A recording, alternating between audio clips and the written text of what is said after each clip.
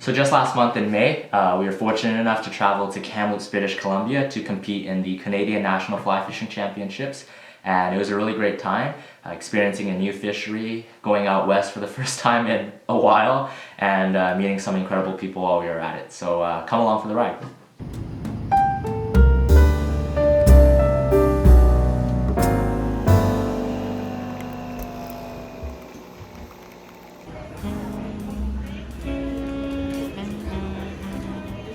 So around this time, Toronto Pearson was having a few staffing shortages and some delays, and I was pretty panicked waiting in the security line because I thought I was going to miss my flight.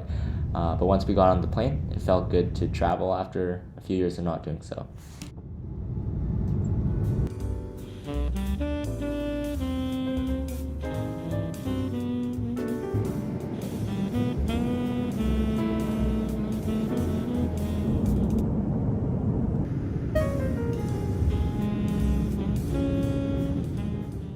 After a few hours of flying, we started our descent into Vancouver, and it was really nice to see the oceans and the mountains.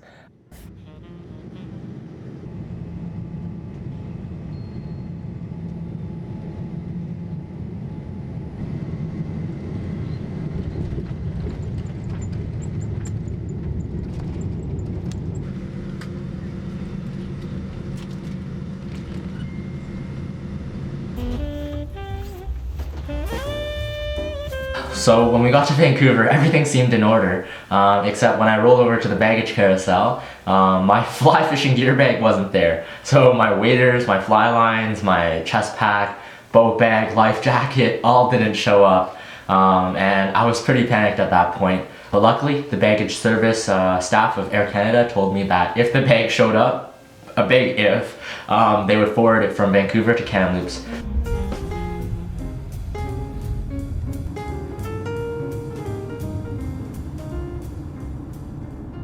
So the next day, one of my teammates, Craig, drove from Vancouver Island, and I met him at the Tsawwassen ferry dock, and from there, we were off to Kamloops. Yeah, they're limited.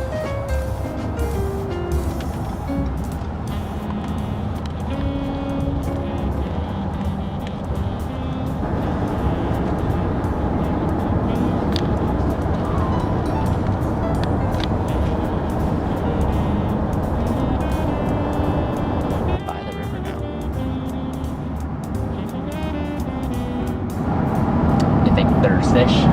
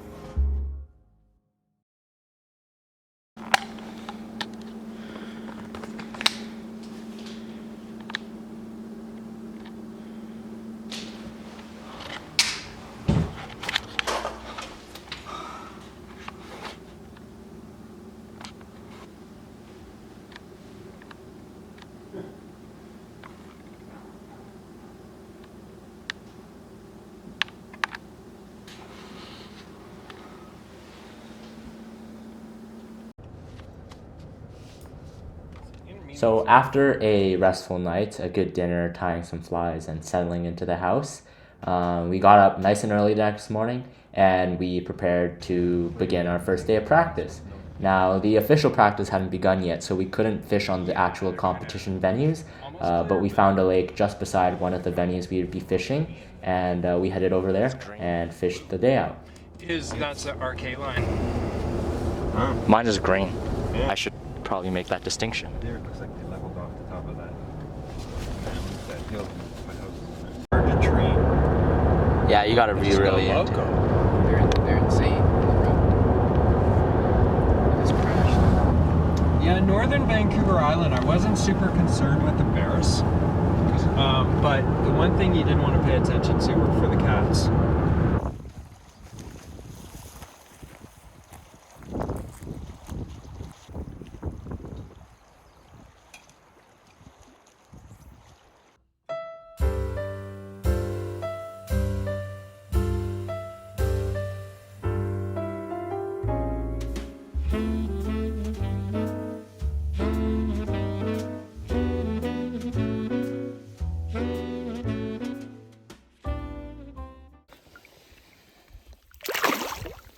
it was overall a good day of fishing, learning a lot of things and getting prepared for the official practice in the days to come.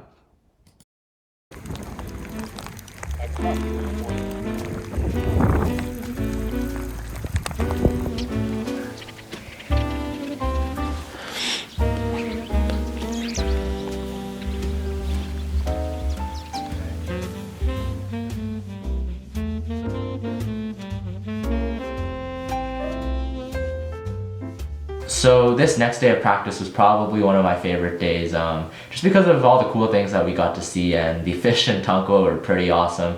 They fought like crazy and they jumped a lot. Driving into Tunkwa, it was pretty eerie because we just got some snow the night before and the morning of, and the area around Tunkwa, the forest, had been burned pretty bad by the fires last year. So a lot of trees were burnt black from the ground all the way up. And it was pretty eerie to see the white snow just carpeting everything.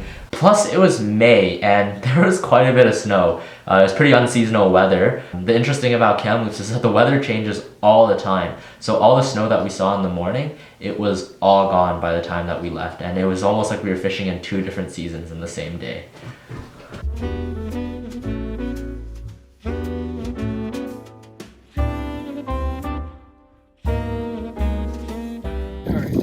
How do I let this guy go? I think you just have to like try Right here. You're swimming around, revive him as best you can on this. Nice!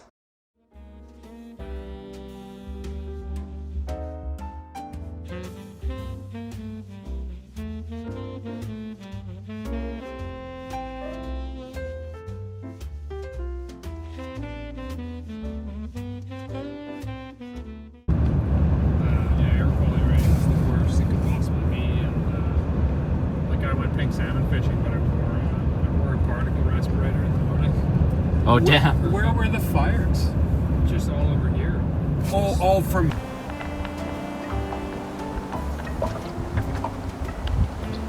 So the next lake we were fishing was called Batson Lake, and it was on a ranch, 7.5 mile ranch. One of the farthest venues, it took about an hour and a half from Kamloops to get there. It was actually past Merritt, but fishing there was good. It's a stocked lake, lots of fish in there. The one thing that was tricky about this lake was that there's constant swirling winds. It was always changing directions and changing velocities, and when you're trying to lock style fish, when you're trying to fish from a drifting boat, it's really difficult to set up a consistent drift there. But other than that, no complaints. It was a lot of fun fishing there, and I was fishing with our captain Scott that day.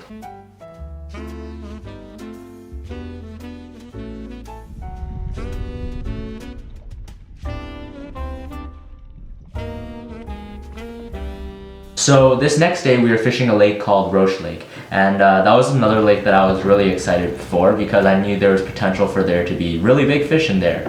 But the weather wasn't really on our side, kind of a trend throughout this entire trip. It was really cold, it was snowing in the middle of the day, and the lake was also in the middle of its turnover. The fish were very difficult to target and locate. Einer, my teammate, and I, we had a bit of fun near the end of the day. We started to drift behind a boat with Chris Pukniak and Rob Stroud in it. They were fishing together, and both of those guys know what they're doing. They really fish well, and we could see them pick fish off. They must have landed 8 fish in the span of minutes, and we were really just trying to figure out what they were doing. What color was their line, what fly were they fishing, how fast were they stripping it in. We really couldn't figure it out, but it was nice to see that there's things that you can determine on these lakes that will bring you success in a competition. It's not just blind luck all the time. In fact, most of the time you can control quite a bit. So that was interesting to watch 2 guys that really knew what they were doing rip it up in front of us. Moo!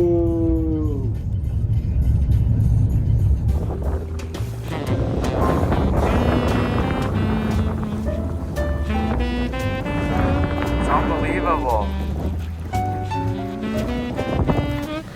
So the last day of practice for me was on Edith Lake, And Edith Lake was probably the closest lake to the city of Kamloops. It was probably only a 35-minute drive from our house. And it was great to see the public utilizing the lake so well. There's kids out there learning to fish with their parents. There were a plethora of guys fishing it from the bank, fishing it in their pontoon boats, out in the middle, deep line chironomidding. It was quite impressive throughout the entire trip to see the fishery that Brian Chan and the Freshwater Fisheries Society of BC has created.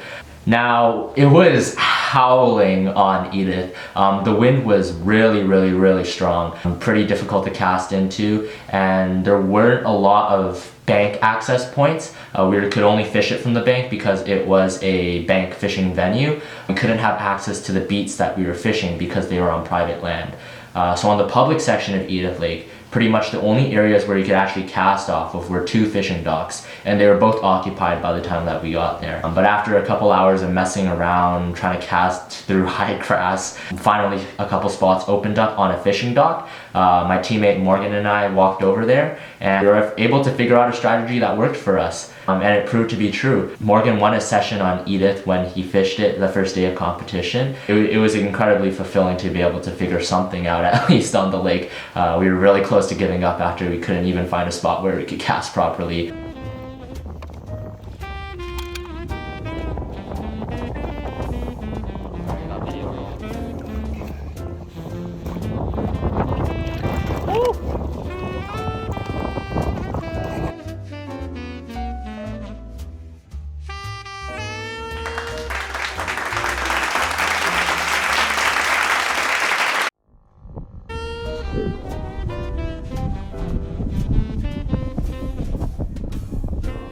So for my first day of competition, I had a rest session in the morning, but I didn't have a ride to the hotel, so I had to go with the rest of my teammates at 6:30 a.m. So I sat there at 6:30 in a McDonald's for 3 hours, and then I got really bored and I thought, hey, what should I do now? So of course I went on a walk and I bought a few apples and some granola bars for snacks. When everybody gathered at the hotel lobby for our afternoon session on Batston, we all got there and I hitched a ride with John and Marta, 2 lovely individuals who are really good at fishing, and we got to the lake. I collected intel from my teammate Einer about what was working in his session, and we were off to the races.